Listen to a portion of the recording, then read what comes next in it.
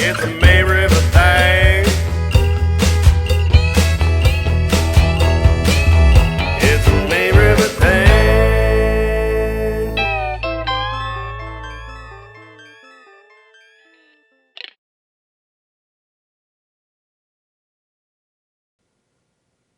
Well, hello, everybody. It's Tim Wood. Another edition of Lowcountry Chronicle brought to you by our good friends at Buford Drug Company. The Dotson family over there on William Pope Drive want to give them a huge shout out and thank you for being our title sponsor of Lowcountry Chronicle. Exciting episode coming up. Let me just make sure this mic is on. No. All right. I think the mic there. Yeah, there's the microphone. Okay, we hear the microphone. So, exciting episode coming up. We're going to have an interview at the end with Doug and Parker Stewart. Parker, a lot of folks got to know Parker because of his karting skills. And now he is becoming a world renowned runner and triathlete, and he's not even close to puberty yet. So, huge shout out to Parker and everything that he's accomplished. I want to start this week. I had planned to come on earlier this week, and I won't lie to you. Just was not feeling being on camera because we had some tragedies happen over the weekend, and the first one being we lost an 8-year-old boy named Adam Meisner in a accident in the Woodbridge neighborhood in Bluffton. Really just awful in terms of I have 2 kids myself, 2 boys. I can't imagine anything worse in this life than dying before your kids. I don't mean to be overly dramatic, but it is absolutely unthinkable. So we send our condolences to the family. We send our condolences to the River Ridge community. Just so many awful. I shouldn't say awful. Okay, unbelievable in terms of the support for the family in the community. And I was just updating this. About $31,000 raised from the GoFundMe, which you can find by going to GoFundMe.com, searching for Adam Meisner, Meissner. Okay. Tiffany Washington, his aunt, is the organizer. I have been in contact with Tiffany. Just an absolute horrific event in our community. And as always, I can't say enough about the community and the way that folks have stepped up and supported the family. It's just, I don't have a whole lot to say about it. I wish I could be smooth and polished, and actually I don't. That's not who I am. But this one hurts. Any death in our community hurts. We're about 16 days away from the 5th DJ's Day of Giving in honor of DJ Fields, who was shot to death execution style. Honestly, it's a driving and a shooting in 2021, and we're about to have the fifth DJ's Day of Giving to support the Live Like DJ Scholarship Fund. The Amazing Grace Fund, so many of these type of these type of funds trying to make something good out of tragedies, and I'm sure the Meisner family will do the same here. Again, over $31,000 raised so far. Keep it coming, folks. It's needed, and to help this family get through their grief. I also want to send condolences to a gentleman who was killed in the parking lot at Tailgaters over the weekend, Jimmy. I just can't, I didn't know Jimmy, but a lot of my friends did. And I know this has been a very, very hard week, because everything that I've seen about this man was that he was the light of so many people's lives and did so much good for so many people around here.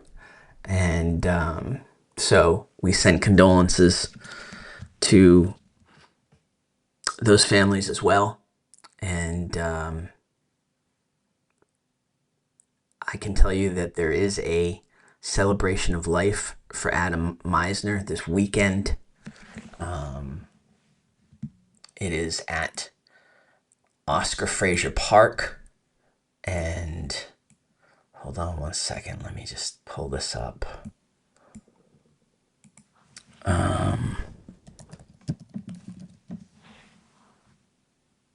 Celebration of life.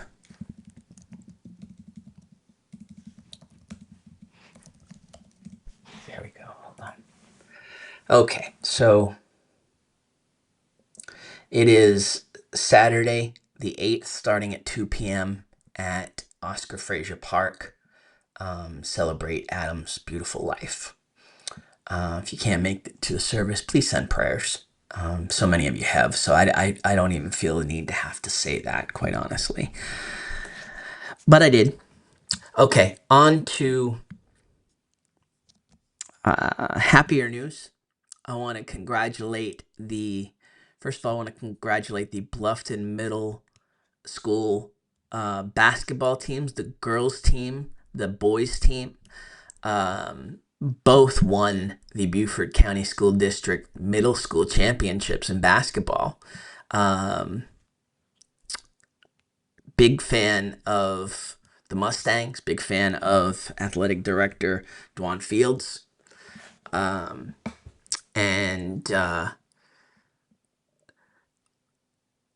now that season's over, I can tell you that Tony Bruin, who is the coach of the Mustangs, he actually reached out to me and wanted me to help coach before the season. And I was extremely honored and thought that I was going to be able to do it. And just between my surgery and life getting in the way, I had to say no. But I think Coach Bruin, Red, as so many of you know him, did just fine with help me winning the championship. So congratulations to Coach Bruin. Coach does so many great things for the youth in the community, whether it's at the Boys and Girls Club, spotlighting so many great athletes in the community, as the doing some color commentary for the Sand Sharks basketball games alongside Justin Jarrett. So congratulations to Coach Bruin, and congratulations to the Mustangs. I also want to send a huge congratulations to Coach Woody Melton. He is the assistant track coach of the year in Class 4A. And congratulations to him. Coach Woody has been a huge influence in my family's life as a guidance counselor over at Bluffton High School. And also as a coach in the community. So huge shout out to Woody. Um, let's see, what else do we have? Okay, so it's National Signing Day, the winter version, today actually. And yes, it was yesterday, but there are a lot of celebrations today. I want to highlight a few folks that are have committed. First of all, we'll start with May River. Aaron Guthrie is committed to play baseball at Columbia International University. Jackson McDonald, Spartanburg Methodist College on cross country and track. Bryson Hart going to Belmont Abbey College for lacrosse. Ansley Carr, Anderson University for cheer. Will Boswick, Hampton Sydney College for football. And Will Rowley, again, Belmont Abbey College for lacrosse. So congratulations to those athletes. There's more announcements to come as we get them. Listen, this isn't a sports show per se, but it's a good news show, and this is definitely good news. So as we get the announcements, we'll pass them on to you. Also want to send some shout outs to some football players over at Bluffton High School who have signed their letter of intent on National Signing Day. Sebastian Tollefson and Caleb Gatson. Now, I know the Tollefson family helped create the Bluffton Then and Now Facebook page with Paul Tollefson. Huge fan of all Paul's work in the community. You can see it on Bluffton Then and Now, his Facebook group. You can also see some of his writings, his Spilling the Tea interviews. You can see them in the Bluffton Sun. So huge shout out to Sebastian Tollefson and Caleb Gadsden, who are headed to play football at Limestone University. They'll continue to be teammates there. So congratulations to those two. Gavin Carrick is going to Coastal Carolina as a long snapper. So huge congratulations to Gavin heading to Myrtle Beach. Ethan Cartmel is headed to Presbyterian. And Jaden Jeffries is headed to Erskine. So congratulations to those Bobcats. That's big news. As somebody who has coached youth for a long time and currently has a son playing basketball in high school, to see your kids achieve that dream, I send my most humble congratulations to those families, because between every great student athlete is a family that has made incredible sacrifices for them. So huge congratulations to all of those families for their children signing national letters of intent to play for those colleges. So I want to also a couple of plugs before we get going too far here. I have talked about this a little bit, but I want to show you this is the What's Happening in Bluffton coffee mug. It's 20 ounces. It's a big cup of coffee. And on the other side, it has this original logo. I'm in a Bluffton state of kind. So it is, you can order it on lowcountrychronicle.com. I think with shipping all in, it's about $32. But again, it's a great coffee mug, and all of the proceeds go to help our efforts with the podcast, with all of the news gathering that we're trying to do with what's happening in Bluffton, and also in running a new effort that I wanted to kind of highlight today. We have started an events page, an events calendar that we will highlight on what's happening in Bluffton. But it's housed again on the Lowcountry Chronicle website, lowcountrychronicle.com/events. That's where you're going to see all the events from now on. we're not gonna have we're not gonna clutter the feed with all of the event posts anymore. They will all be we will all we will be sending folks to do to make those posts to appear on the Lowcountry Chronicle events calendar. So check that out, lowcountrychronicle.com/events, and you will get hopefully. Listen, we're just getting this going, but we have some help in gathering the events, which I'll talk more about on a future uh, episode. But if you're an organization, you can submit events there, and we're gonna do our best to cover the entire region if it's within driving distance of Bluffton and Hilton Head. So that means some Beaufort stuff, some Savannah stuff, uh, and uh, if there's a fun event, we'll have it posted there, or we're gonna do our best to have it posted there. Let's put it that way. And again, if you're an organization and you've got events that you want on the calendar, please go to lowcountrychronicle.com/events. Okay, so there's that. Um, I think that's it for the plugs today. I do want to point out a couple things that are more national, but I've heard a lot of, from local folks about. Um, the Super Bowl is a Sunday. Some folks have already posted some Super Bowl parties on the events calendar, so you can check out there if you want to go and watch with some friends or potential new friends. Uh, Super Bowl is a Sunday. Eagles and Chiefs. Personally, in terms of who I root for, I have no rooting interest, but I will tell you that I am rooting hard for the Eagles. That is the uh, team of the Fields family, and specifically of one DJ Fields. So I will be rooting hard for the Eagles. Fly, Eagles, fly. Um, Listen, I'm a Patriots fan. I've been there, folks. I understand the vitriol towards the Chiefs. I absorbed a lot of it. I was a long-suffering Patriots fan before they became a dynasty. So I understand the vitriol towards the Chiefs now. And but it would be cool to see history made. If I didn't have any sort of rooting interest here, I'd like to see history. But I love Saquon Barkley.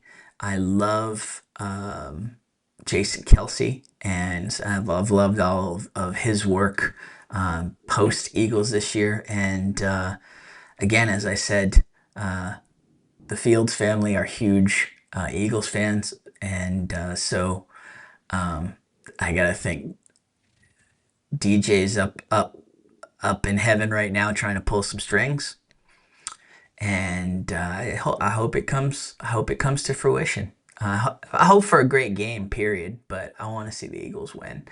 Tons of squares that I've been seeing. Listen, I'm just as guilty in terms of putting those square contests out. We're doing a fundraiser for our hoops travel team, the South Side Hustlers. So I love a good square contest as much as the next person. But above all, I just hope it's a good game. I mean, come on now. Uh, I I have a love-hate relationship with the Super Bowl, the playoffs in general, because I'm a huge fantasy football guy, and it just the playoffs, the Super Bowl signals the end of football, so it's kind of um, a sour note in some ways. But let's go out with a bang. Let's have a great game, and also just my history from my days with Bleacher Report. The Super Bowl was my busiest day of the year in terms of assigning articles as the managing editor for Bleacher Report. Bleacher Report. So a lot of that done from here in Bluffton, from our former home in Hidden Lakes. So it's nice to be a fan. It's nice to be a fan and not always looking for the story angles. And yeah, so I'm excited about the game and being a fan and rooting the Eagles on. So we shall see how that plays out. I do want to give you a couple of TV recommendations. I have come across the show Bookie on Max. Sebastian Maniscalco is absolutely brilliant. The entire cast. It's all about a bookie, which Sebastian plays, and his supporting cast is just outstanding. A lot of familiar faces, a lot of character actors you may not know their names, but you know their faces, including Hurley from Lost. He plays a good part in this, so highly recommend Bookie. I would also say to you that let's see here, another show that I've really um, enjoyed is it's called Bailin' Out Loud. It's on TLC, and you can stream it on Max as well. It's all about a 21-year-old woman, a young woman with Tourette's, and Tourette's syndrome. It's kind of a joke to a lot of folks in terms of just the outbursts that Tourette's patients can have. You really see the human side behind it in this show, and funny, difficult, just the you get all the ins and outs of this young woman trying to live with a very, very severe diagnosis of Tourette's, tics, swearing, you name it. She's been very vocal on social media, which is and sharing her life. I suspect that's how TLC came to create the show, but it's really interesting. It's really heartwarming and heartfelt, and yeah, Bailing Out Loud is the name of that show on Max and TLC. Okay, so that is all I have on my list. Let me think here. Actually, let's see here. I do have some things in terms of I do want to send some birthday wishes, and I don't have the graphic up, which I should, but I don't. But I do want to send some birthday wishes to some members. We're going to go back a little bit here because we haven't been on for a little bit, but I do want to send some birthday wishes to Ashley Keats, to Lauren Page Alston, and to Kevin Howard. Their birthday is today, February 6th. Julie Johnson's birthday was on February 5th. These are all members of What's Happening in Bluffton that have joined and shared what their birthdays are, so we can give them a shout out. February 4th, Lindsay Moon, Robert Wolf, Suzanne Anderson Culp. Happy birthday, Suzanne. Suzanne donated a wonderful bag to our 25 Days of Giving giveaway over the holiday. Darla Yavich, Lola Green, and Leslie Turner. Those are all birthdays on February 4th. February 3rd, Cheryl Dooland, Jenna Nowitzki, and Maggie Drensfeld. Happy birthday to you guys as well. February 2nd, Gabby Wumlinger and Donna Gingrich Jones on February 2nd. Happy birthday to you all. To y'all. You all. Oh my goodness. Did I just I just said, yeah, I did. I just said that. You all. Y'all. Emma May Hamilton, February 1st. Happy birthday to Emma. Let's go back a little bit here. January 31st, Roger Lidgren, Eileen Goldberg, Rich Walls, Anthony Russo, and Christine Mayer Miller. January 31st. And then January 30th, Isabel Brogdon, Hunter Peterson, Missy Lavery, Danielle Paganos, Rico Perez, and Taylor Rose. Happy birthday to this group as well. Those are our birthday wishes. And again, if you have somebody that you want to shout out for their birthday and anniversary, just let me know. DM me on Facebook, on Messenger, and we will get those shout outs. We'll get those shout outs out there. A couple folks have already chimed in on DMs about my new background. It's a work in progress. We changed up the feng shui in my office. Got a new bookshelf that has a bunch of stuff. I'll go through all the stuff on another broadcast, but yeah, that's gonna be a place to showcase some cool Bluffton stuff. Just some of my knickknacks and favorite artists and favorite books, and so yeah, new background there. You see the Jim Rice 14. Let me tilt this a little bit so you can see that Jim Rice 14. Yeah, that's my sports hero, Jim Rice. So everywhere I go, I kind of have a shrine to Jim Rice, and you can see up there, right there. There's a Jim Rice cup, which I'll put into focus a little bit better in the future. And I just knocked this out of focus. Good job, Tim. Okay. I also have something that my wife got me. It's a little plaque that says every day is a good day to have a good day, which is kind of how I roll. So I'll send that out to you guys. Every day is a good day to have a good day. What else can I tell you? Okay. So those are our birthdays. I also want to send some shout outs to some new members of our What's Happening in Bluffton community. Now listen, the group is named What's Happening in Bluffton, all right? But it's full of everyone from the Lowcountry. Hardyville, Beaufort, all over the place. So want to send some shout outs to some new members. Let's see. All right, let's see here. I want to send a shout out to Jessie Lynn Patillo. Lives very close to Bluffton and loves the town. Diane Evans Grinovich owns a home in Sun City. Welcome to Diane. Nathan Zikla moved here, and sorry if I'm butchering the name, Nathan. He moved here in January to work at Palmetto Electric. Welcome to you. Jeff Rigg, Ashton D. Fiore, raised here, live here. Bluffton is my home. Welcome to Ashton. Ari Blooms, Courtney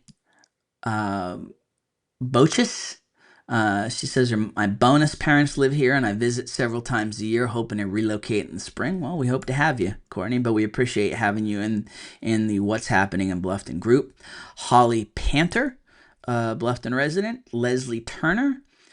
She said she attends Lowcountry Community Church and belongs to Hampton Hall Club. So congratulations. Welcome to Leslie. Adam Love has been here since 1983, so we're thrilled to have Adam. Listen, we got a lot of new folks in the community that are on this group and look here for events and stuff, but I'm really proud that we've got a lot of longtime folks that have started to sign up as well, and Adam's certainly among that group, so really appreciate you joining the group, Adam. Kelly Nussbaum, she recently moved to Savannah, is looking to make more connections, including here in the Lowcountry. Joni Young Pfeiffer. Pat Ganter lives in Hardyville. Welcome to you guys. Sandra Clark. Christina Zona Simons. And let's see here. Tracy Wright Went. Tracy She says, my son and family live in Bluffton. My parents live in Hilton Head. We have a second home in Ridgeland. I'm thinking that Tracy might be related to Josh Wendt, who is the owner and operator of Zero Dark Gaming. That recently opened. They are a partner of what's happening in Bluffton.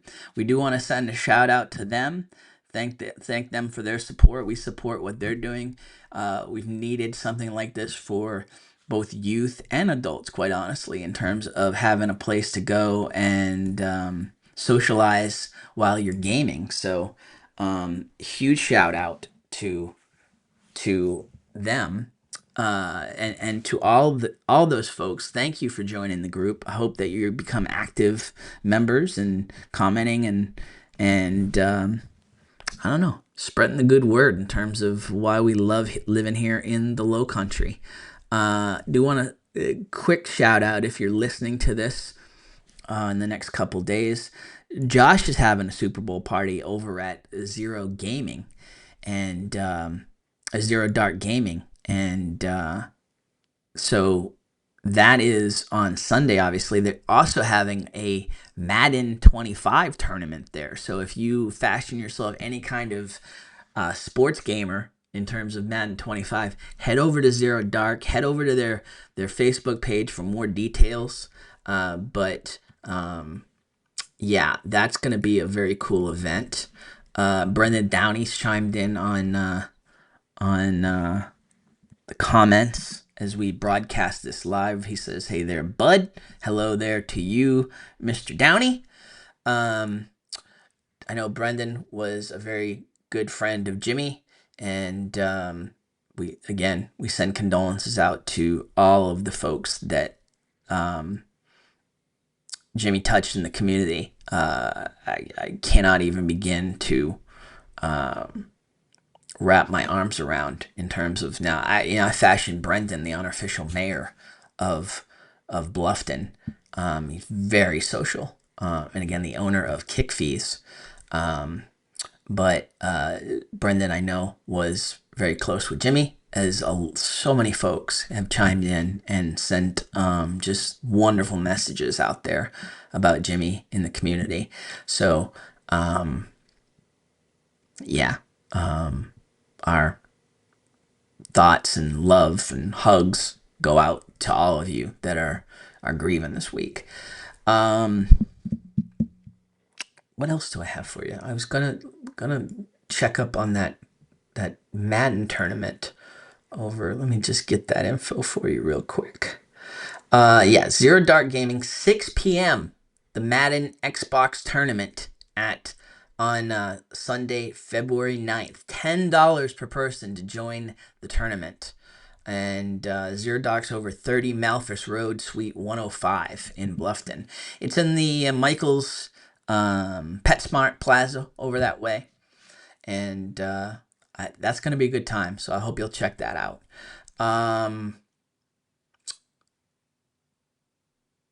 Let's see here. Okay. Let me just see. Do I have any other things to share with you at this point? No, I think that's going to bring you up to date. Other than to tell you, please check out this week's episode of the Indulgent Islander podcast, a foodie podcast I do with the Indulgent Islander himself, Nick DeSimone. You can find that on wherever you listen to your favorite podcasts. And let's see here. Get some information on our podcasts. Let's do. Here we go.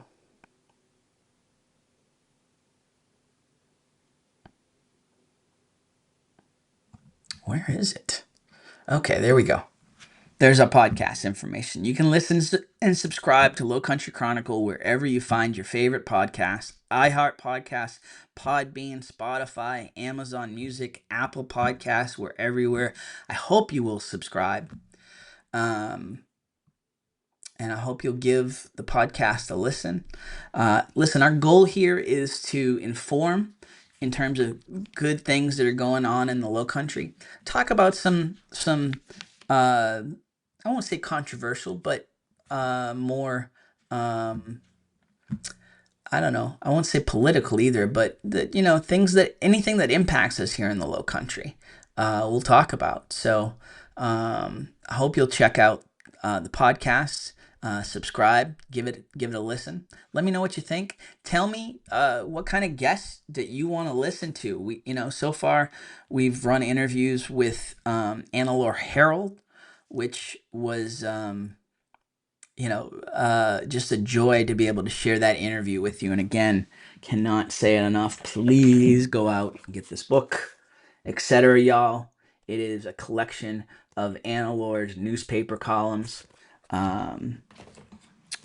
We're going to give some away here on Lowcountry Chronicle and on what's happening in Bluffton. I also will tell you what I didn't tell you before on terms of this cup. We're gonna start a Low Country Chronicle What's Happening in Bluffton coffee club. Okay, so and I'll do separate coffee club broadcasts, but the members of the coffee club are gonna get special deals, discounts, and again, every time you buy one of these mugs, you're supporting what we do here on Low Country Chronicle, What's Happening in Bluffton, and anybody who buys this is automatically part of the coffee club. I also will say that we're going to have a contest here over the next month, and I'll talk more about it on the next show. But anybody who buys a mug here over the next month at lowcountrychronicle.com is going to be eligible to win a $250 Visa gift card. Okay, so please. Buy the mug, 20-ounce mug. It's phenomenal in terms of drinking and a lot of Java or whatever you want to put in here. It's very sizable. And again, the I'm in a Bluffton State of Mind logo, original logo by yours truly in the back, on the back of the cup. So please check that out and buy the mug at lowcountrychronicle.com. We've also got some links up on the What's Happening in Bluffton page, but you buy it, you're going to qualify to be part of our coffee club where you're going to get all sorts of great discounts and deals throughout the year. Plus, you'll also be eligible, if you buy this over the next month, you'll be eligible for to win a $250 Visa gift card. So please buy that now. All right, so let's get into today's interview. Hopefully, this is going to stretch it. Now, again, the way that we're going to break up the podcast, okay? The first part is going to be all kinds of news and me talking, which, by the way, I'm still getting used to. I don't love talking by myself to the camera. I much prefer to have some interaction. So whenever I can bring people on here, even during the upfront portion of what's just kind of the update of what's going on around the community, that's what I'm going to do. I'm going to bring people on because I don't love talking. I don't feel like y'all want to hear me talking for all this time. I shouldn't even say I don't like talking. I've been doing media all my life. It's just I'm still kind of coming to grips with just staring in the camera or talking into this mic, just out into the void. I'm much more comfortable when I'm seeing instant reaction. That's why I always loved writing for newspapers. It's why I love doing the live broadcast for the 25 days of giving. I can see y'all in there right away. So I hope you're finding this entertaining, informative so far. That's the goal. We're going to do a lot of fun things on the show throughout the year. So we're still trying to figure out frequency. I can guarantee it will be at least once a week. My hope is to do it more. Okay. First of all, I want to give Bluffton Drug Company as much exposure as possible. And by the way, I want to put it out there. Bluffton Drug Company, if you live in the Lyon Station, Cypress Ridge, New Riverside. Let's see what else. Seagrass Station, Malin Bluff, Hampton Lake, Baynard Park. Anything on the 170 corridor where they would be your closest pharmacy. Cannot recommend them enough. Not just because they're a sponsor of the show. They became a sponsor of the show because I love what they do. I love everything about Buford Drug Company. Their customer service is amazing. It's the kind of service you don't get at the chains, and that's no disparagement to or anybody that works at CVS or Walgreens, but it's a family pharmacy. You get service that you just remind you of, I don't know, of what customer service is supposed to be. Plus, it's very nostalgic there. I won't lie to you. There's a soda fountain where you sit at the counter and you can have ice cream, you can have sundaes, you can have hot dogs, you can have their lunch specials. It's phenomenal.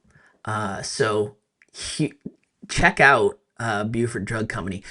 And if you're in any of those communities and you want to switch over your prescriptions, okay, we're running a special right now along with Buford Drug Company. You're going to get a free shake. First of all, you get a free ice cream shake. You'll get a free lunch from them. If you mention, Lowcountry Chronicle, what's happening in Bluffton, that's the special they're running right now. Because there was a huge push when they first opened. A lot of folks still don't know about them, and that's kind of our goal here, is to let you know Buford Drug Company, right across from Oakity Ale House on William Pope Drive, in Oakity Center, in technically still in Bluffton. So check them out. Shout out from Paul Tullison, which is awesome.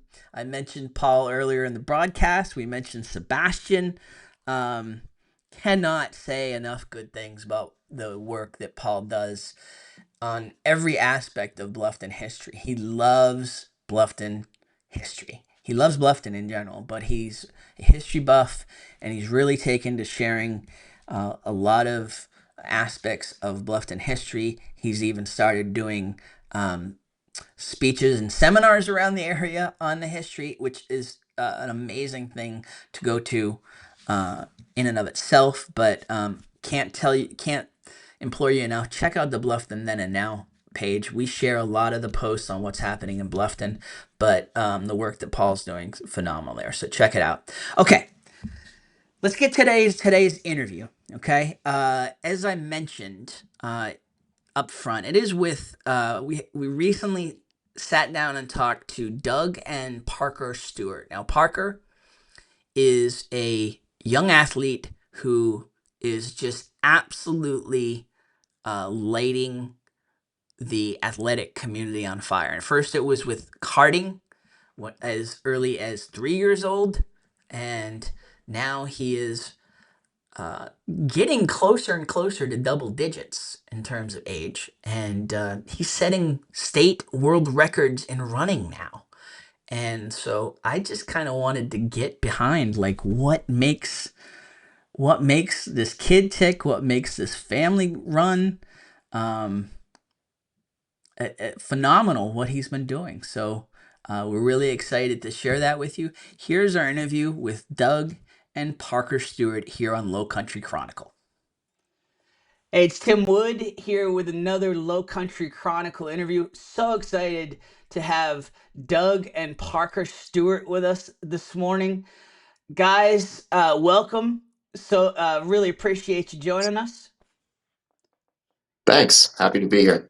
So, okay, let's get into this. Now, Parker is I first got to know, and a lot of folks around Bluffton and the Low Country got to know Parker from go-kart racing and the things that he was doing on a go-kart track. And listen, you talk about go-kart tracks, you're thinking like, even if we're thinking K1 or Indy racing, this is just another level. This is world-class racing.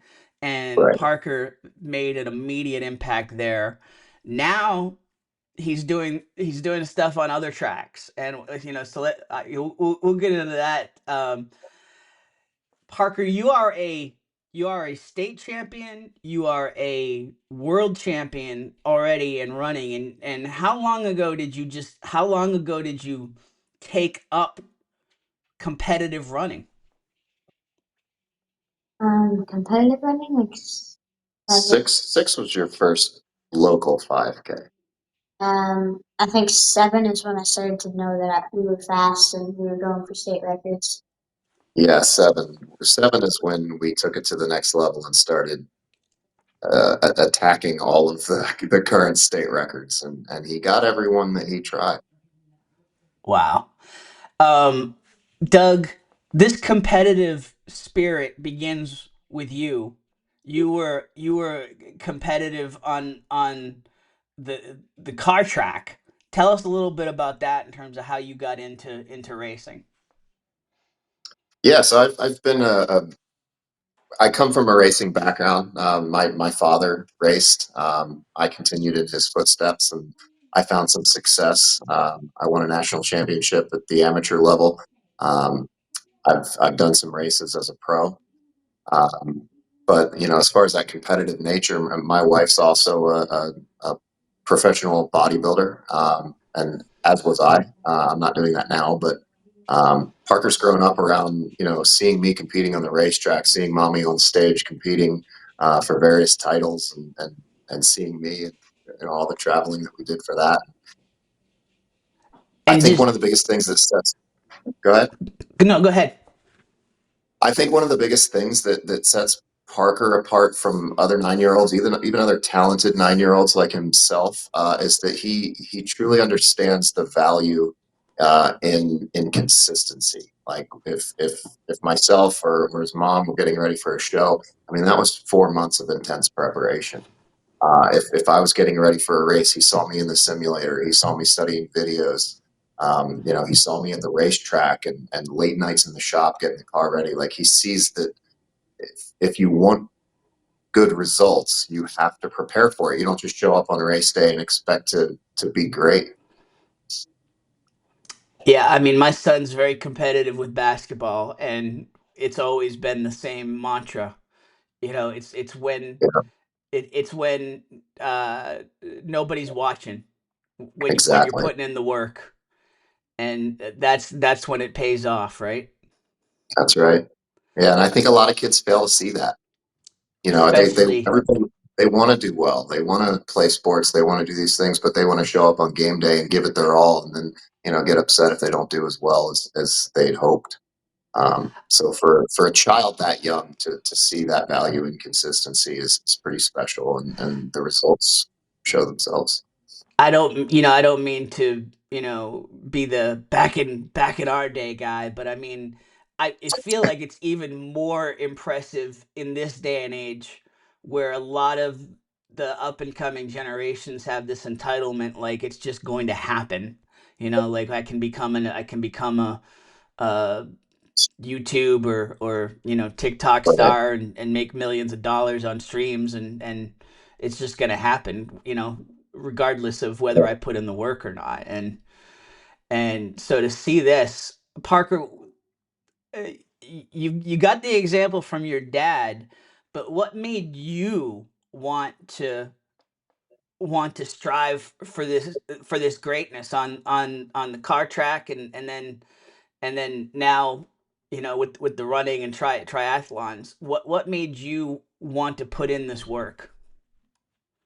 I think that I just when I got started, it just was fun to run. Like that's all I wanted to do. And I like the pain. Did you say you like the pain?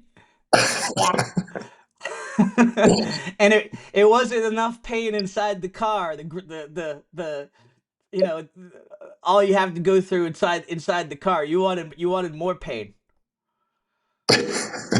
yeah. Okay, so you basically picked the the what any athlete will say is the most pain intensive form of competition, triathlons, and I mean, running. There's enough pain there, and um, how, and you've picked. You're in sports that are you've got coaches, you got people around you, but this is highly individual. This is not basketball. This is not football, baseball. I mean, what makes you be able to drive yourself through all the training? Um, Look at me. You answer it. uh, What's fun Personally, about it? I'll answer this, and I don't know what your answer is, but like if I'm getting ready for a show and I know I'm going to be on stage in front of hundreds or thousands of people, basically in my underwear, competing next to a guy who probably didn't skip the gym that day. I'm not skipping the gym. So just part of my drive to compete well was during training was that fear of not winning. Whereas I don't think yours is. I think well, I'll let you answer it. yeah, I do really don't want to skip days. Like, I know everybody in triathlons that I'm competing against, I know that they're not going to skip days, and I can't do. And you've had some failures, right? And we Parker and I have talked about this after he's had a not so great race or maybe a race that he didn't win. That's an awful feeling. Thinking that maybe I could have done more. Maybe I shouldn't have skipped the pool that day, or maybe I shouldn't have been so lazy in the gym. And I think Parker thinks about that stuff. And lately, we haven't had any bad races.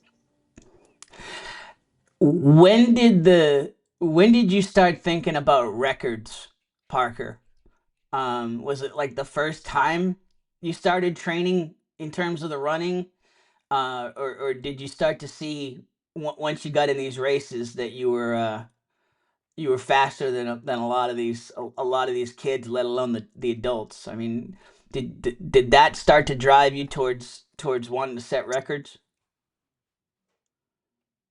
Yeah, when I started running and I knew that I was fast, I was like, I think I can get state records and maybe a couple world records, and just I pushed and I got there. Yeah, it is. It is a nice little incentive to find that extra push when you need it. He does enjoy collecting these records. I think he has 8 state records right now, and hopefully another one next week in the 10K, and now one world record. What's coming up next week? So there's the Chili Bean 5K in Beaufort. It's a 5K 10K, and Parker, he currently holds the state record for the 10K for 9-year-olds, but he had a really, really bad race that day. His last 2 miles or so of that race were pretty weak. He was a little bit dehydrated, and he knows he could have been faster. He still broke the state record that day, but he knows that he can break it by more. You saw your dad growing up in the cars, Parker. What was it like the first time you actually got in a competitive go-kart? And I mean, what was the feeling like for you? Fun.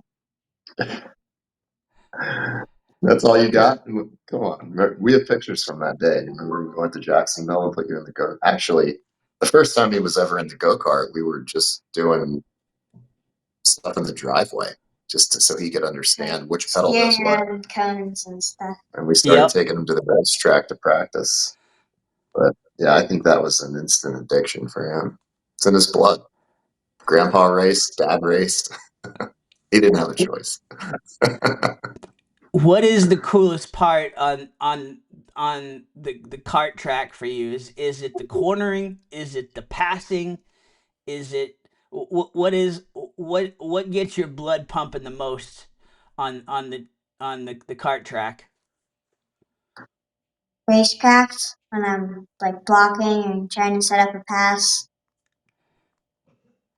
Yeah, Absolutely. the racecraft is It's definitely racing's a lot more than just going as fast as you can around the corners. There's a lot happening on track, and with all the other people around you, and racecraft is something, especially at this age, that we're really starting to hone in on.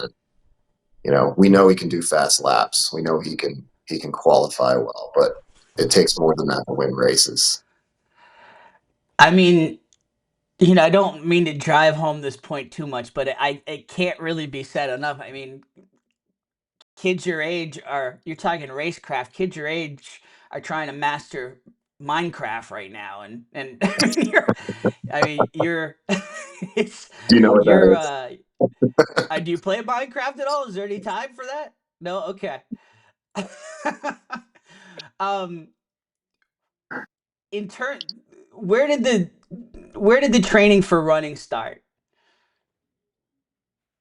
Yeah. John, yeah, I started running on the Parkway. So John Duberly is a close family friend, has been for over a decade. And John actually lives with us in our home. And he is, world-class triathlete and avid runner. And Parker has grown up around John, like an uncle. And he sees John running and training and cycling and swimming, and ever since he was little, and he just wanted to be a part of it. He likes to run.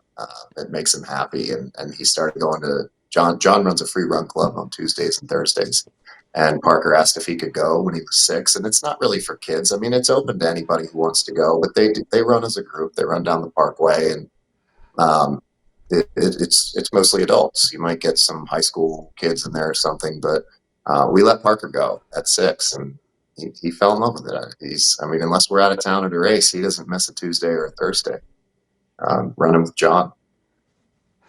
What is the schedule like? What is the rate like between I mean, you're juggling, right? It's not just like you're in kart season, and then you're in Right. running season, or you're in triathlon season. They're all mixed up. So what is that schedule like for you guys? Our schedule's wild. So yeah, training that we don't have seasons. Training for, especially for triathlons, that doesn't stop. You know, he we try to limit his running because that is the sport with the most impact over swimming and cycling. Um, I did speak to our doctor about it, his pediatrician, as well as an orthopedic surgeon, because it concerns me. I mean, if my 7-year-old kid's running 30 miles a week, I feel like that's going to cause knee problems, joint problems, and stress fractures. And it just sounds bad When for a kid. everything's still growing, right? Yeah, I mean, Right, right. yeah. And that concerns me. I like that he runs and he's healthy, but longevity is a focus. We want him to be. We're not trying to build a fast 9-year-old. We're trying to build a fast athlete who has a long life in the sport. So after talking to the doctors, actually, contrary to what a lot of people, particularly on social media, like to say, it's really a non-issue. But as long as he recovers properly and he's not overtraining, so we limit his running to only 2 days a week. He only runs at Run Club on Tuesdays and Thursdays, unless we're traveling, which we do very often, because the karting races, our closest kart track to home is 3 hours away. So whenever we go karting, we're going overnight. We stay in an RV. So Wow. while we are traveling for karting, he wakes up earlier than everybody else, and he goes out onto the racetrack and he runs laps before the racing day gets started. So that's how he gets his training in while we're traveling. When we are home, he swims 5 days a week. He goes to the pool in either Bluffton or Hilton Head with John, usually midday. And he rides on the trainer maybe 3 or 4 days a week, about 20 miles or so, 10 to 20 miles, depending on what he's doing. Cycling, Um, or cycling, yeah. yeah. So swimming, I'd say he swims like 1,500 to 2,000 meters a day. I counted in yards, but something like that. Yeah. Yeah. So yeah, it's a lot of swimming, biking, running. while we're home. So, like I said, we often travel. I think last year we were probably on the road more than we were at home. So we sometimes bring his bike on the trainer in the RV, and he can still ride. He does his running on the racetrack rather than at run club, and then swimming. That's tough because a lot of places, public pools, lap pools, won't allow him because of his age. What, Parker? What's do you like being at home more, or do you like being in the RV more? Um, that's kind of fun. You don't have a favorite? I can train more when I'm at home because I'm able to swim and I can ride on the trainer and stuff. Yeah. When I can really only do like a body weight gym workout and run. Yeah. Oh, I totally skipped that part. He also goes to the gym 5 days a week, 4 days a week. Yeah. Yeah, strength training is big for his coach John. So back to the comment I made about longevity and making sure that he stays healthy and can compete for a long time. A huge part of that is strength training. There's a lot of runners out there that just run, run, run, run, run, run, and that's all they do. And they're normally plagued with injuries and setbacks, and they never reach their full potential. Um, Whereas John's really focused on Parker's strength training in the gym, and he's been injury free, knock on wood, thus far. Now, does Parker, do you homeschool or do you go to regular school? I'm homeschooled. Homeschooled, okay.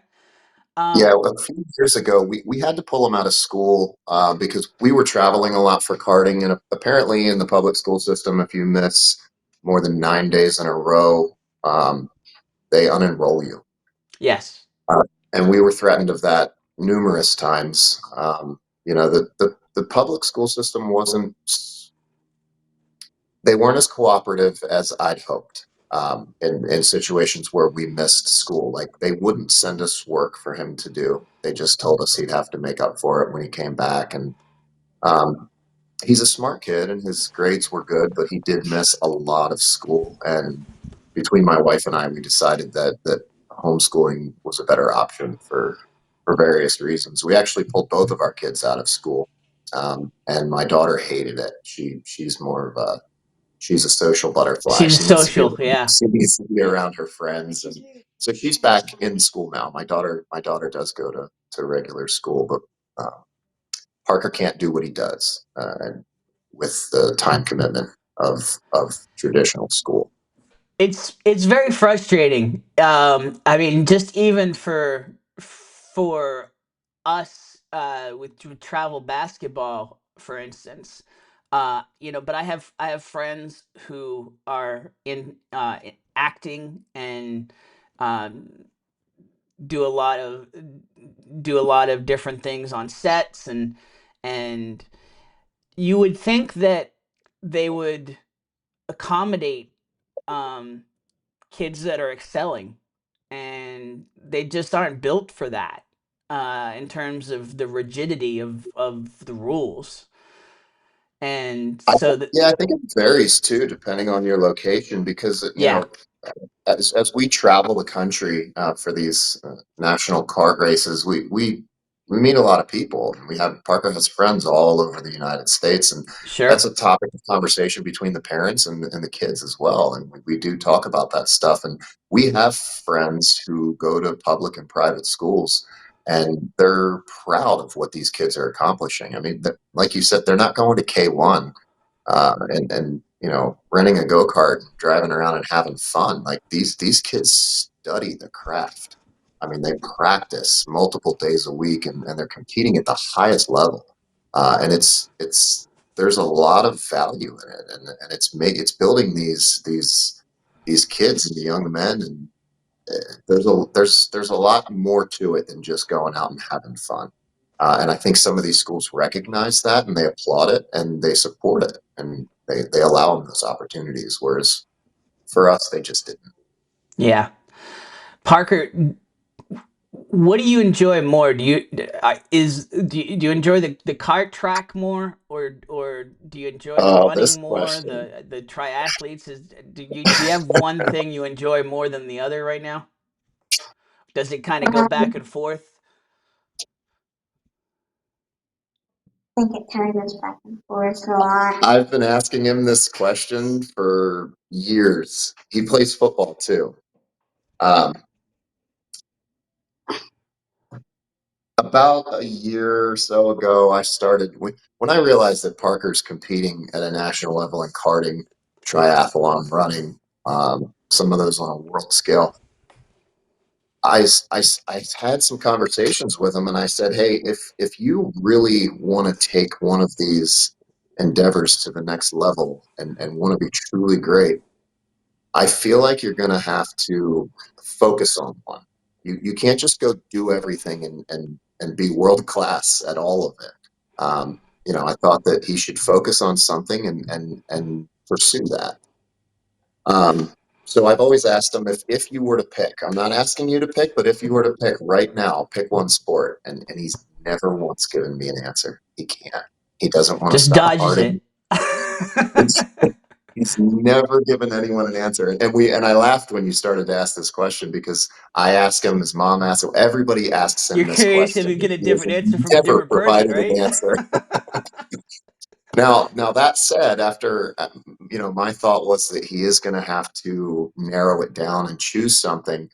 Um, Parker is actually working with a new coach now as well, not to replace John, but in addition to John. And his new coach is out in Arizona, and this is a topic of conversation that came up while we were when we first met. And he said the opposite. He said, at this age, I don't want him to specialize in anything. Kids will get burned out. It can lead to injuries, and he had a long list of reasons. But he said at 9 years old, he said, I don't want him to specialize. He said, sign him back up for football because we had pulled him out. And he said, not only do I want him to continue triathlon, gym, karting, and everything else that he's doing, I want you to add Xterra to the list.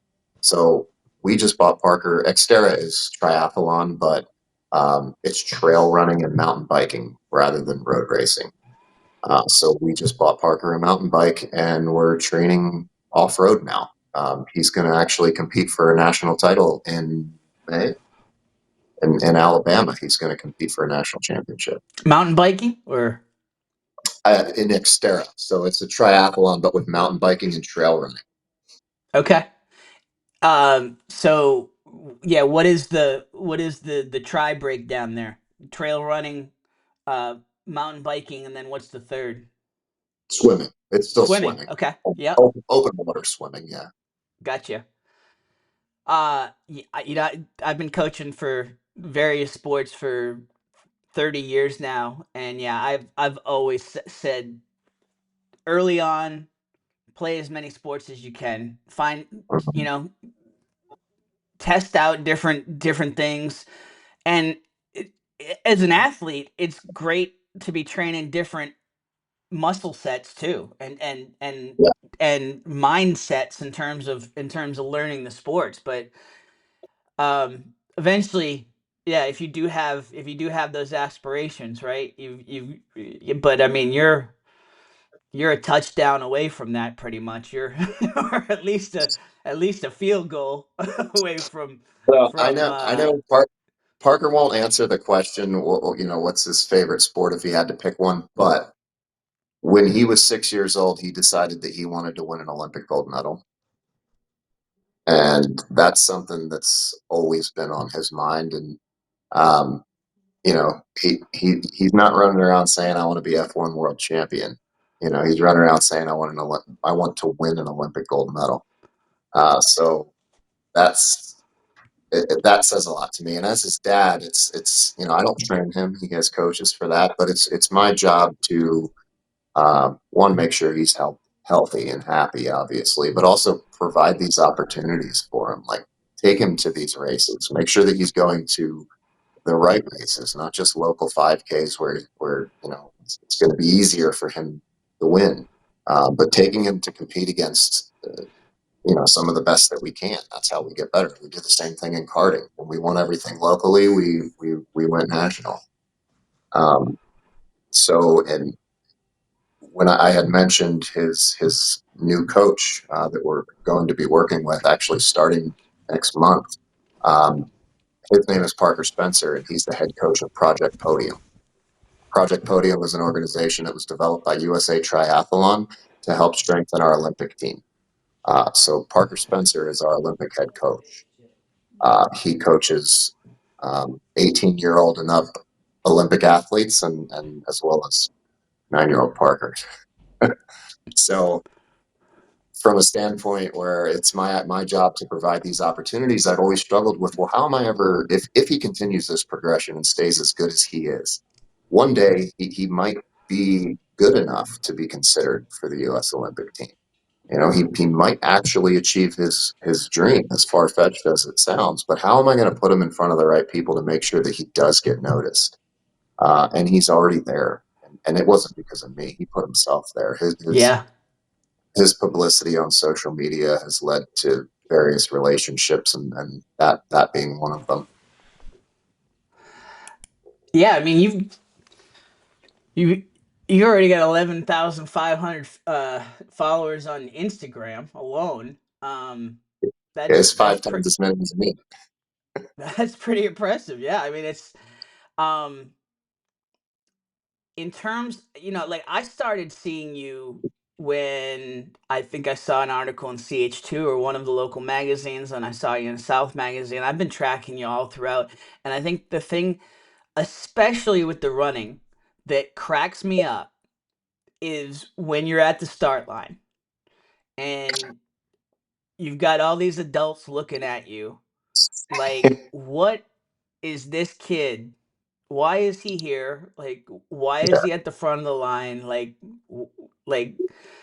and then all of a sudden, the look just when you burst out of out of the gates. I mean, you kind of like. There's times where I'll like freeze frame in on some of the looks on these guys' faces. It's like yeah, it's true. what is this?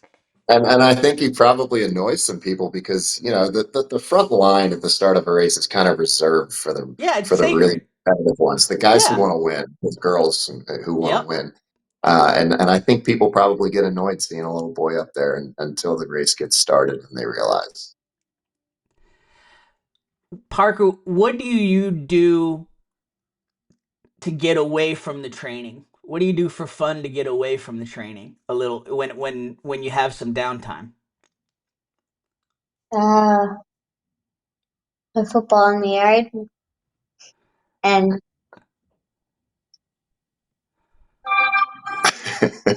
I don't do much of that. He doesn't do a lot other than train. And when he isn't training, he, like you said, he likes to play football in the yard or go ride his bike. He takes a break from riding his bike to go ride his bike. um, Social media is awesome for building. The good parts of it are awesome in terms of the building the relationships and getting your name out there, getting the accomplishments out there. Doug, how do you manage it from I mean, you mentioned it earlier in terms of backlash or people questioning like he's so young, like why is he pushing so hard? I I'll be honest, I stopped looking at your posts for a little bit because I found myself getting so annoyed and I didn't want to drop f bombs or anything, like, um, from Yeah, the people yeah. that were just taking a positive and turning it into a negative. I mean, how do you and your wife manage that aspect of it?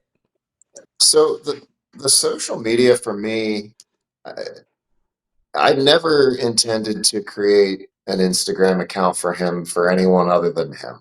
Actually, at the beginning, nobody could even view it. I was just using it as cloud storage, basically, to archive these For moments. memories. You know, Right. This was your Yeah. first go kart race. This was your first 5K. Just things that he could look back on in his own life and see and remember and be proud of. Well, that's the only reason I created it, and I had no intentions of using it for anything else. And so that friends and family that don't live near us, that don't get to see him all the time, could just stay up to speed and see what Parker's up to. Um, I never thought that it would turn into what it has. Especially I think he has over 3 million views in the last 2 weeks. Yeah. It's been very, very popular, and with that, 99.9% of those people are very supportive and Yep. proud and have nice things to say. And then there's the 0.1%, uh, or 0.01%, and not many of them, but they're there, They and think they're loud, but they're it's really a very small percentage. Yeah. it's wild to see how bold some people can be when they're protected by Keyboard warriors. keyboard things that they can say about a 9-year-old, and I don't it doesn't bother me. And I Parker doesn't have a phone. He doesn't have Instagram. When these people are making these comments, they're making it to a 42-year-old man, not a 9-year-old boy. Um, I think a lot of parents might not show those things to their child because they're afraid of how it might make them feel. But I do. He sees them, and we laugh at them. We think they're funny. And if he continues where he's going and finds the success that he hopes for, there's going to be a whole lot more hate coming his way. Yeah. I mean, look at any professional athlete. I mean, there's people that don't like them. It's just part of it. So it's reassurance that he's You hate doing me great because you hate things. me. That's basically what it is. You hate me because you hate me. You know, Yeah, and um, you I try are. not to fight back. There are some times I really want to respond to some of Yeah. them, and my wife and I have had this conversation. You're not going to change anybody's mind on how they feel about his accomplishment or him as a person or whatever it is negative that they're saying about him. You are not going to change those people. So if I say anything, it's usually thank you for your criticism. I try to not say much more than that and just ignore them. But Thank you for funny your thing input. is, you should see Parker's fans go to bat for him. Oh Sometimes people will yeah. drop a comment and they will get slaughtered by the people that support him, and we love seeing that. Absolutely. Absolutely. I've definitely, I don't want to focus on all the negative because I've definitely seen it turn. The Yeah, more support, the more followers that he's gotten, you see it turn very quickly, and those negative voices get drowned out very quickly, which is cool because this is a positive. This is a huge right. positive for the community, um, and it's awe inspiring. Parker, do you understand that? Do you understand the word inspiration at 9 years old? Do you understand in terms of inspiring so many, whether it's fellow kids or 51-year-olds like me? I mean, do you understand um, inspiring others at this point? Um, understand. You know what it means when people say you're an inspiration or that you inspire them. Yeah, I know what it means. I can't like say it like what the definition is, but Yeah, you I know understand what what it it means. means. How does it make you feel? It's good. Makes Well, me yeah. feel good that I'm helping people. Yeah. It's got. I have to imagine it's nice. You don't do it for the recognition, but you put so much work in. It's got to be nice to get whatever form of recognition comes your way. It's got to uh, kind of back up all the work you've been putting in a little bit. I agree, 100%. Like you said, he doesn't do it for the recognition, but Yeah. it does feel good. What In turn, what is the okay, Parker? If I was gonna ask you, we'll try this a different way, Doug. All right, we'll see if we can get an answer this way. Okay, all right, let's try it. 5 years from now, Parker, if I said you could be a national champion in one of the sports that you're doing, which one would you most like to do you most likely see yourself being a big thing in 5 years from now? Triathlons. Why is that? Is it just the you're enjoying it the most right now, or is that where you kind of uh see you being able to make the biggest impact? It's where I see where I can think I can make the biggest impact. Yeah, so in triathlon, Parker is not the current national champion. Um, and I don't want to sound arrogant, but I truly believe that to be because we didn't go. We had a karting race that day, and so we skipped the national championship race. But we went to a clash endurance triathlon in Daytona a few months after, and we competed. Now at the national championship, you only compete against kids your age. So there's an 8, 9, 10, and 11-year-old national champion. At the race in Daytona, at the Clash Endurance race, Parker competed against all of them. And he beat the 7, 8, 9, 10, and 11-year-old national champions, all of them at 9. So I truly believe had we gone to that race, he would be. And that's probably he's a great runner. He's a great cyclist. He's a mediocre swimmer. But when you mix them all together in triathlon, he's something else. I mean, this is why when he said he wanted to win an Olympic gold medal, and he intends to do that as a triathlete, not as a runner, which is part of the reason why we're so excited about this opportunity to work with Parker Spencer, who's arguably one of the best triathlon coaches in the world. Absolutely. Um, I saw, and I was gonna put a video into this. Um, After I believe it was after you set the South Carolina record, you guys went to was it a country concert? No, it was a After he set the world record, we went to the rodeo. The rodeo. That's what it was. Okay, I saw the cowboy hat. Yeah, with the rodeo. Where was the rodeo? Was that the one in It was Savannah? no in Charleston. Charleston. Okay. Yeah, it was a PBR bull riding rodeo. So Nice. yeah, that was Okay, cool. so Parker, I saw the look on your face during it. You were having a lot of fun. Is there any part of you that looked at that and said, "Hey, I want to be a bull rider"? I said that a few times. He says that all the time. So I don't know if you know. I'm sure you've seen pictures of Parker on the podium, and every Oh single yeah. time he's wearing a Saratelli cowboy hat. Yep.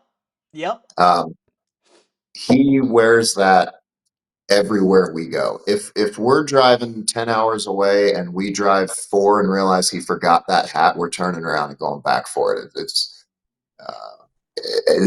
I don't know if it's good luck or he had a straw cowboy hat, and we drove to Daytona one time for a race and realized when we got there that he forgot it. And we ended up going to like a Western Outfitter type place, and that's where we found him that Saratelli, and he won that race. So we he brings his cowboy hat everywhere, every race. Why the cowboy hat, Parker? Um, Look at me, I just just like it. You kind of like the cowboy lifestyle, kind of like the look. yeah. Toughest dudes on the planet. No Bull doubt. riders. No doubt. I mean, there's no question. Um, okay. One thing that I think of because I'm a fan of it, when I look at all the different things that you're doing, um, have you ever watched American Ninja Warrior? American Ninja Warrior, where they do the obstacles. Um. Remember? Oh yeah. Doesn't watch a lot of TV. Yeah, I was gonna I say just haven't maybe it's watched better it. he doesn't because if he saw it, But he'd probably want to do it. he's seen it. We have a gym in Bluffton over by the movie theater. Remember? They have like a Ninja The Warrior zone. gym. Yeah. You went there for like Charlie's birthday party. Yeah, yeah, he enjoys that stuff. Anything athletic. Yeah, when I watch that, I'll every once in a while I'll be thinking, and they've had the kids editions before, but I don't even think he would need to be on the kids edition. I mean, the only thing that would probably limit him is the arm reach on some of the and getting some of the Yeah, obstacles, but um, I just um, do you feel this way, Doug? Do you feel like literally anything he's proven at this point, literally anything he wants to do, he's gonna excel at. absolutely. And him and I have had this conversation, and I'm not just talking about sports either. In whatever career he chooses, if he even chooses a career, relationships someday, I think he, I think he's going to excel at anything because he understands that it requires work. A successful marriage requires work. A successful career requires work. If you want to be an Olympic triathlete, that requires a lot of work, and it's a lot of unglamorous work when no one's watching.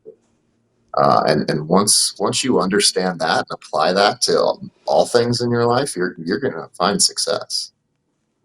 So I'm not worried about him, whatever he does. Absolutely, yeah. I've been married to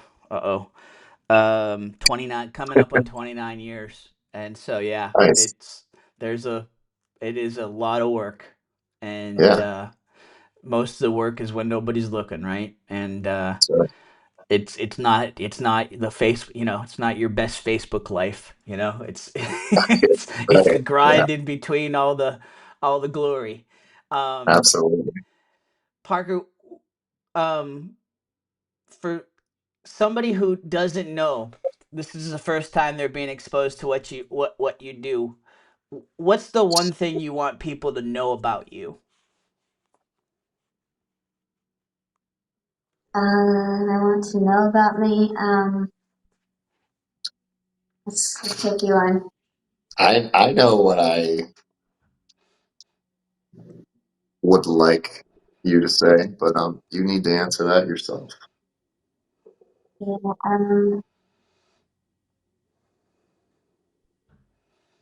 Like if I told you I'm going to put you in front of a camera and you have 30 seconds to tell the world about Parker Stewart, what would you want to say? Uh. Like I'm not just some kid that lines up at the start of a 5K, like trying to get do the first half mile, like as fast as I can. Like I'm not there to do fun. I'm there to try to set state records and world records. You mean business? Yeah. That was that what you were going to say? He You said means you know what you would business. say. No, I mean, if I were, I think if I,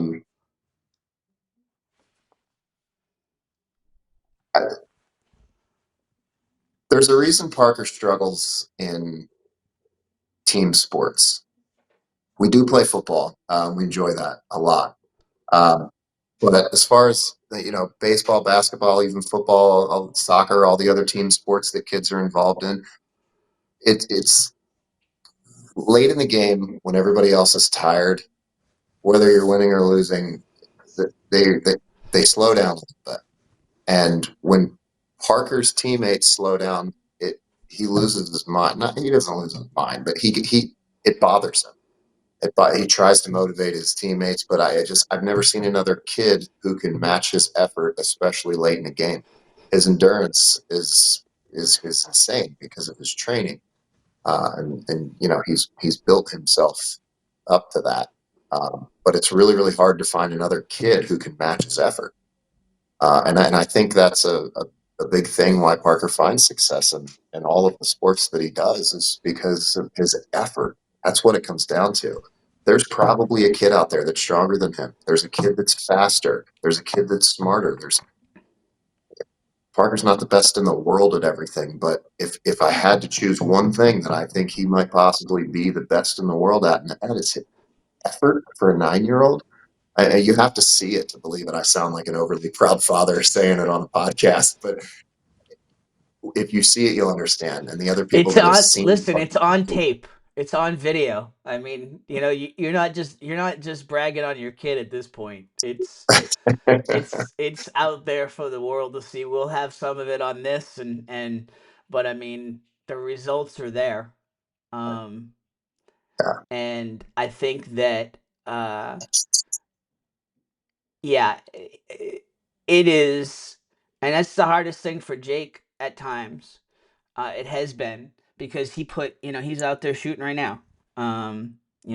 We built a concrete thing and hoop in the backyard because he puts up 1,500 shots a day and that's 2,000 shots a awesome. day, and that can be the hardest thing sometimes is to uh, understand that you can't that other kids aren't doing that, Hmm. and other kids are going to be tired at the end of games, and other kids aren't going to want to train with you or do the level of training that you do.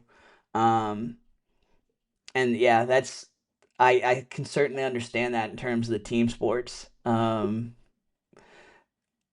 Yeah, It's it's been yeah, it's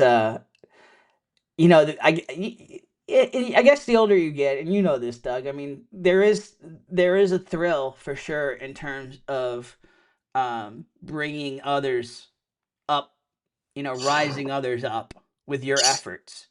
But uh, I certainly at his age, I mean, he's putting in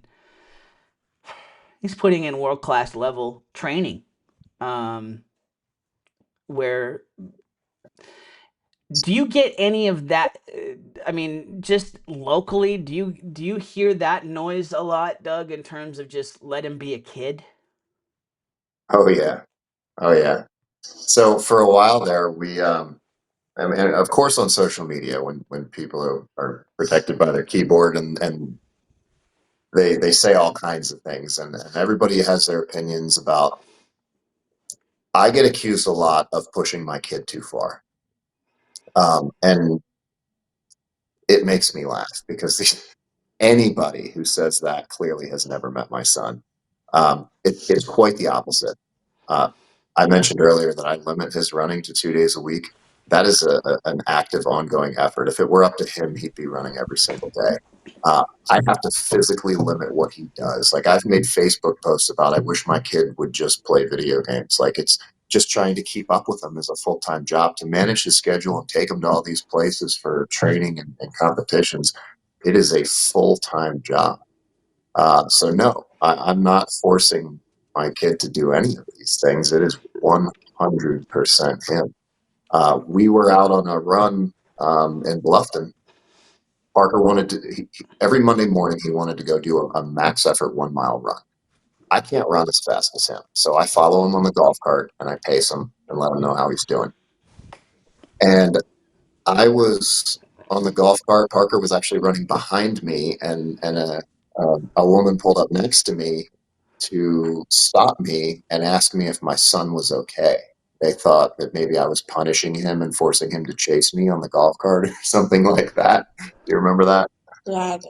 And I think that was the first post that I made on the Bluffton Hilton Head Ask Answer page. And it was kind of like a letter to that woman, like, yes, he's okay. No, I'm not pushing him too hard. This is what we're doing, and this is why.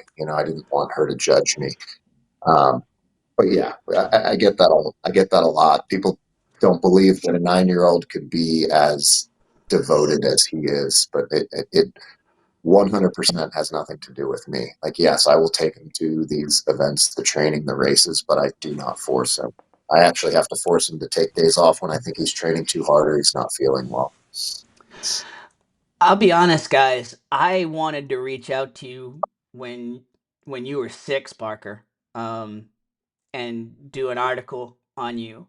But part of me did not want to put pressure on you, did not want to put pressure on the family in terms of the promoting promoting this at a young age. What I Because I've always been into sports and I love karting, I love racing. So like I was like, oh man, look at this dude, this is crazy. um when I saw you starting to transition to into other things and the passion you were showing, um that's to be celebrated. I finally hit a point where I reached out to you this time because it's like when and I saw you. You were saying like, can we get some love? Like, can we? There's not a whole lot of media around here these days. Can we? Um, I was just like, yeah, this is to be celebrated. This is cool. I mean, it's in this age of kids living on their phones, kids just, I don't know, being a little less motivated, a little bit more entitled than past generations per se. What you And guys are doing is to be celebrated. thank you for that. And then part of the reason is, like you said, it's great when the adults see what Parker's doing and he gets that pat on the back and the attaboy. It's awesome. We appreciate the support, but it's we love when other kids see what he's doing and it gets them excited. Like, Parker has friends who don't run, and they see what Parker's doing and they'll start coming to run club, or they'll sign up for a 5K. He's had friends do 5Ks with him, and just get them doing something else. I don't want to say get them off the couch, because a lot of these kids, they're not just sitting around on the couch, but they're exploring other sports, moving their body in ways that they're not used to, and it just helping them become a well-rounded athlete, and it's good. He's had a lot of people be inspired by what he does, and incentivize them to get involved as well. Adults too, but a lot of kids. Parker, the fact that you have sat here for 53 minutes and not It's said, rare. "Can we go?" I really appreciate that. I thought we would talk for 10 minutes, but you got it's just you're fascinating, dude. Like what you're doing, it's inspiring. It's it's um invigorating. It's so cool. It's so cool to keep seeing the things that you take on, the challenges that you take on, and like I said, to see those videos where you see the expression on these guys' face, like you said, the front of that line is for competitors only, and it's like, Yeah, what is this? And I mean, you could even see it just from the shoes you're wearing. Like, you mean business. Like, those are top level competitive gear that you're wearing, and it's like, uh to see the expression on some of the faces. um it's it's kind of cool. And to see you keep achieving, uh, setting new goals for yourself and keep achieving them. It makes me proud as a Bluffton resident. Makes me proud as a dad to see the things that you're doing. Um, What's the is there one kid out, whether it's on the track, the kart track, uh, in the triathlon competitions, the running, is there one kid out there that you've really bonded with in terms of them putting in the amount of work, like you guys being able to bond over the work, Parker? Um, You always look at me when I ask you a question. He's talking to you, pal. um, Is there a kid that sticks out in your mind that you feel like is impressive as far as putting in the work? And Inspires you to put more work Luca in? and Linda, the two kids that are really yeah, good. he has a friend, Luca Ferreira. Luca is I don't even how to I don't know how many records that kid has, but I think he might be the fastest child swimmer in history. I mean, it's unbelievable. You think Parker has a lot of records in karting and running. Luca probably has 3 times that many just in swimming alone. It's like every time he gets in the pool, he's breaking a record, and it is wild. Uh, and that kid works hard. That is not a gift from God. And that kid puts in the work, and it shows, and it shows in triathlon as well. And then the other kid that he mentioned, um, John Victor Coimbra, is 2-time national champion and the same age as Parker. He's very, very talented. He comes from an athletic family of triathletes, and he's coached very, very well. And the kid has the work ethic. I mean, it's wild. We're talking about children here, you know. Yeah. I mean, they're 9 years old, but they train like professional athletes. And if you put these kids in that situation, give them opportunities and give them the means, it's wild what they're capable of, especially in karting. When I stuck my 7-year-old son in a cart that goes 70 miles an hour and watched him drive it like a grown man. I mean, it's crazy. You don't have to coddle these little boys like they're you know they are children, but it given the opportunities, it's just shocking to me what these young people are capable of, and it's fun to watch. Is that hard for you at times, Doug, to remember that he's a kid? Just with the effort that he puts in? I mean, You know, to you'd toe that you'd think line so.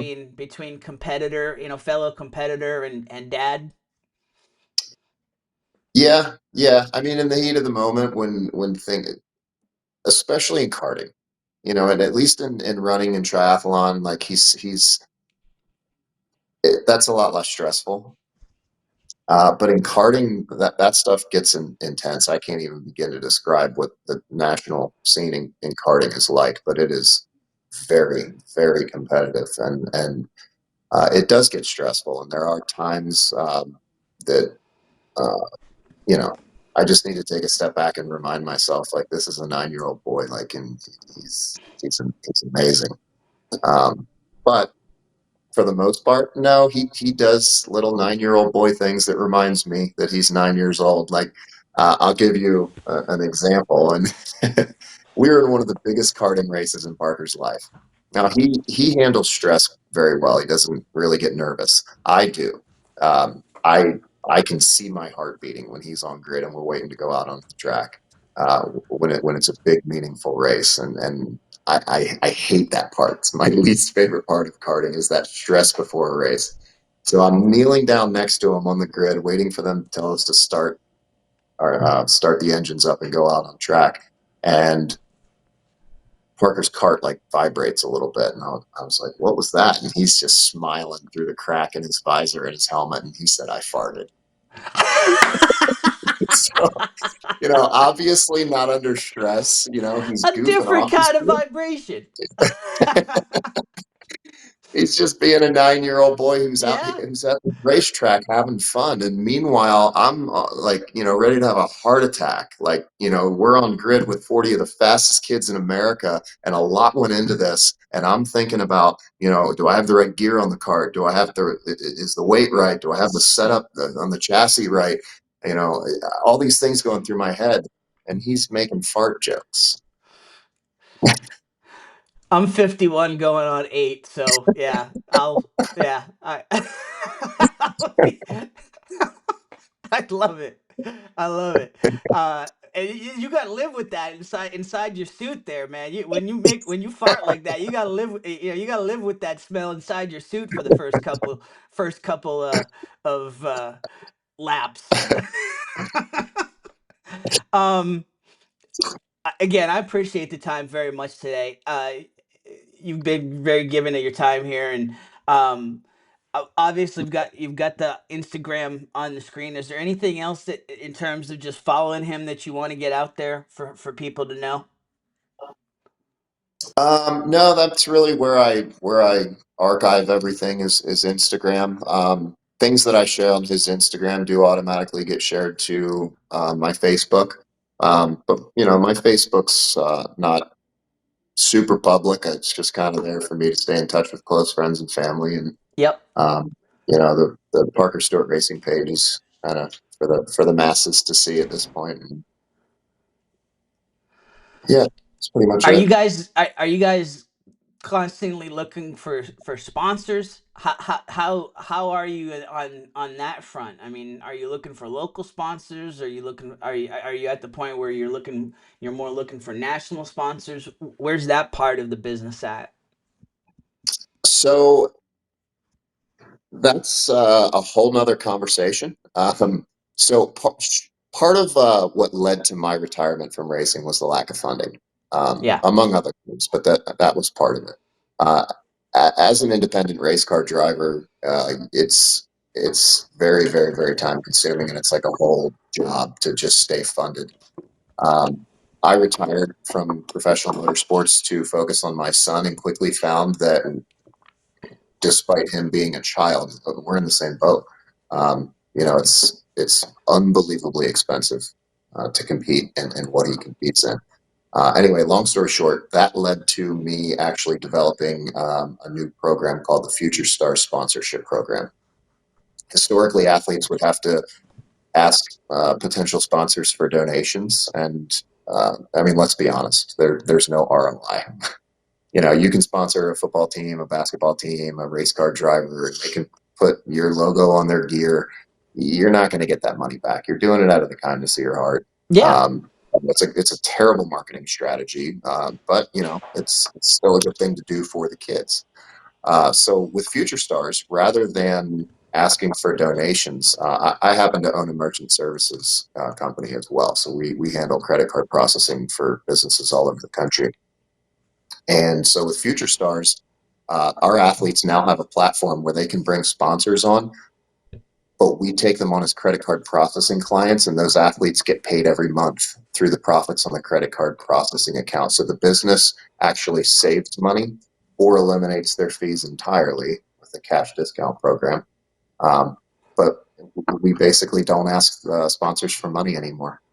We actually reduce their costs, and then the athlete gets paid. You reduce their costs and you're getting sponsorship dollars through it. That's brilliant. Yes. So the company doesn't make any money. It's zero. But it's a great program that I wish it was available when it was something that I could have used.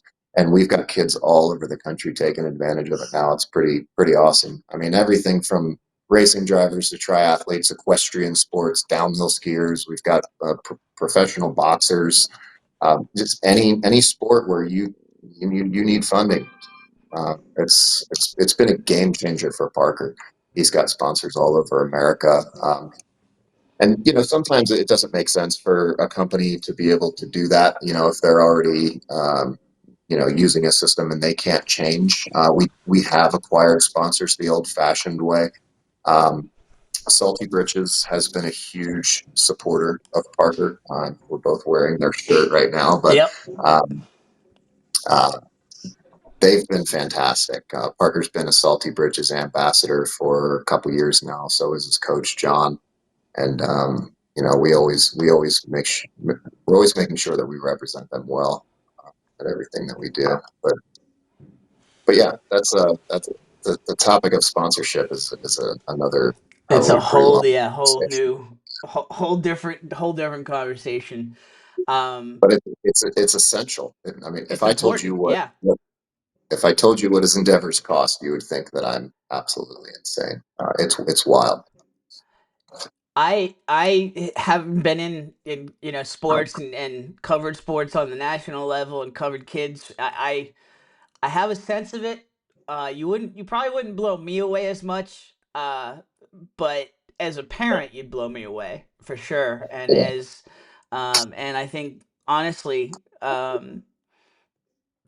what you do, uh, for what we do for our kids, like that's, uh, the minute I'm so driven and ambitious in my career, and I've had some big successes, but the minute my first son was born, it just the switch flipped, and it's like, you do for your kids, and I just think it's incredible what y'all are doing, to allow sure. Parker to live this dream. Thank you. Thank you. That means a lot. Absolutely. Yeah. Parker, We're enjoying it. huge congratulations on what you've achieved so far. I just hope you keep having fun with it, man. Like it's very clear when I see you cross the finish lines and see the smile on your face. It's very clear you're having fun with it, and you know, congratulations, and I uh, I hope I don't see you.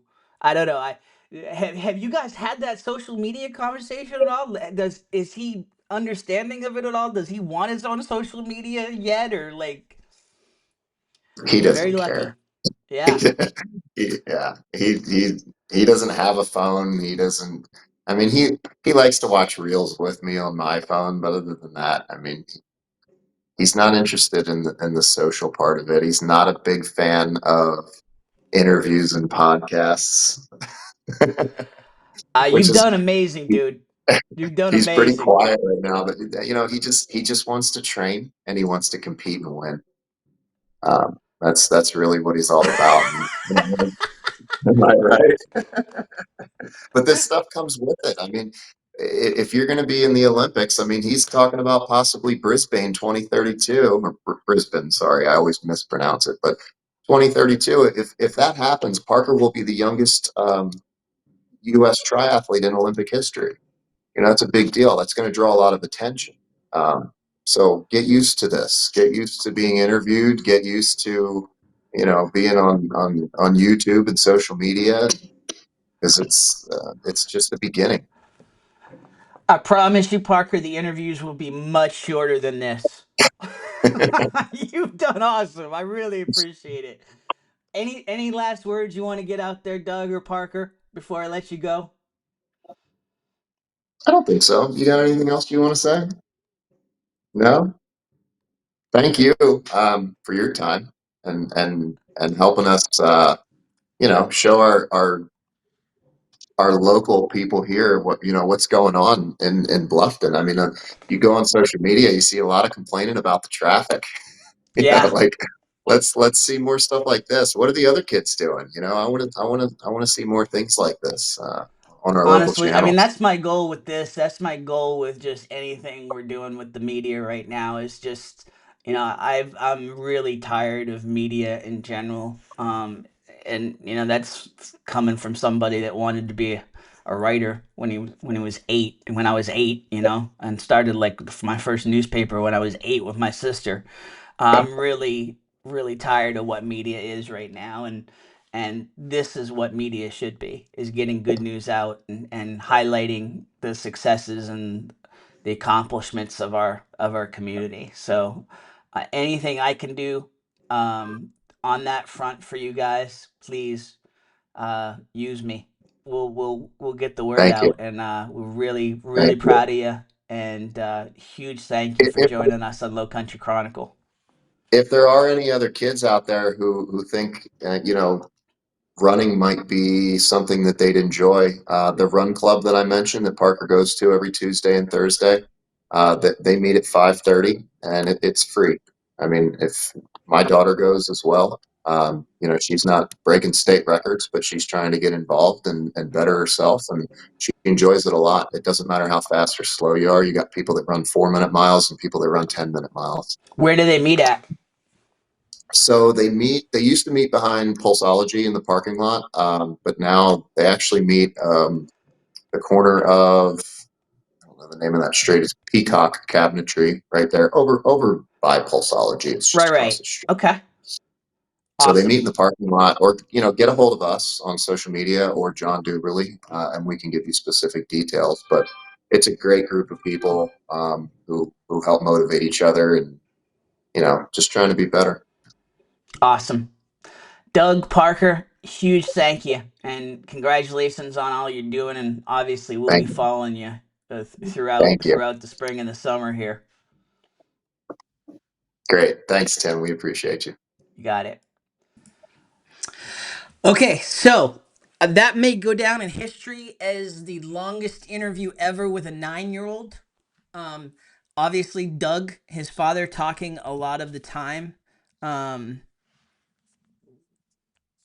Was just so impressed with what the family's done, so impressed with what he was doing in karting alone, and now he's doing this with running, he's doing this with triathlons. It's incredible, and we're so thankful that they joined us for this interview. Listen, not all the interviews, not all the episodes are going to be 2 hours. I don't want to put a time limit on it. Okay, I know some people are like, do it for 20 minutes, and I can cut up the interviews and make clips out of them. I'm not doing this for clicks. We're doing this to get out the word about good things in the community. So if you've got something good that you want to get out there, let us know. Okay, follow us on the Lowcountry Chronicle page. DM me. We're looking, my goal is to have an interview with every episode of the podcast. We've got a bunch of interviews in the queue that we're going to share with you, that I'm really excited about, a bunch more lined up. But we always want to be current, and if there's cool stuff going on, we want to get that out there and share this. The idea of chronicle is to chronicle history, okay, and to chronicle things that are going on in the community. That's what we want to achieve with this podcast, with this broadcast, okay? So,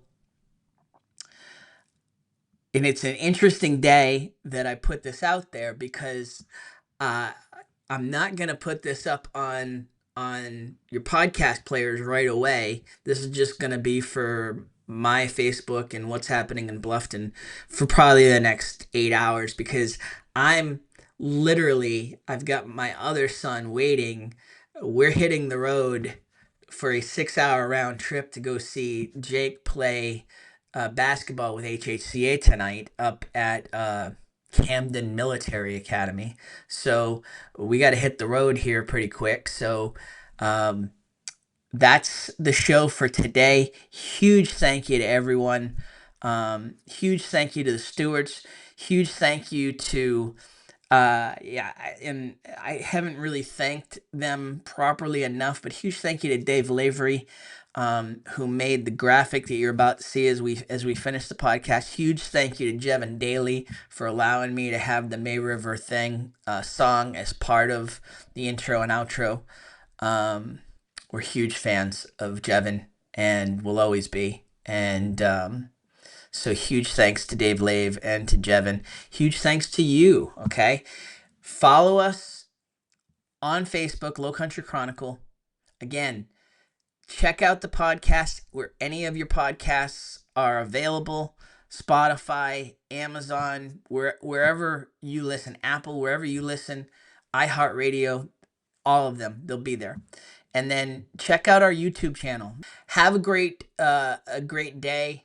Like I said, it's a good day to have a good day. Okay, be kind to each other, be respectful of each other, and we will see you next time on Lowcountry Chronicle. My pleasure to be with you. My name's Tim Wood, and we will see you next time, and talk to you next time on Lowcountry Chronicle. It's a May River thing.